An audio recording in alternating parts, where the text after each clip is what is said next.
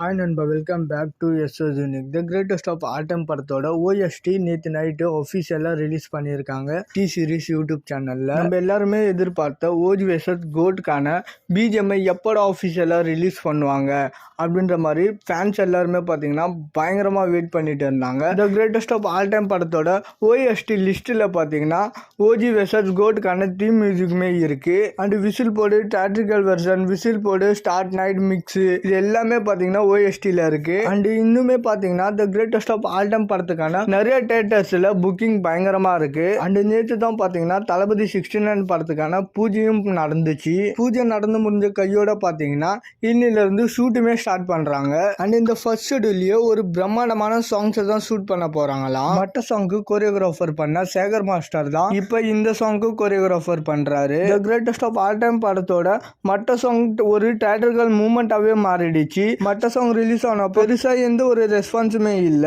But ஆனா the greatest of all time படம் release ஆனதுக்கு அப்புறம் படத்தோட ஒரு ஹை பாயிண்டாவே மாறிடுச்சு மற்ற song. The greatest of all time படம் ரிலீஸ்க்கு முன்னாடி சாங்ஸ் எதுவுமே நல்லா இல்லைன்னு சொல்லிட்டு ஃபேன்ஸ் எல்லாருமே பயங்கரமா யுவன் சங்கர் ராஜா அவர்களை திட்டிட்டு இருந்தாங்க.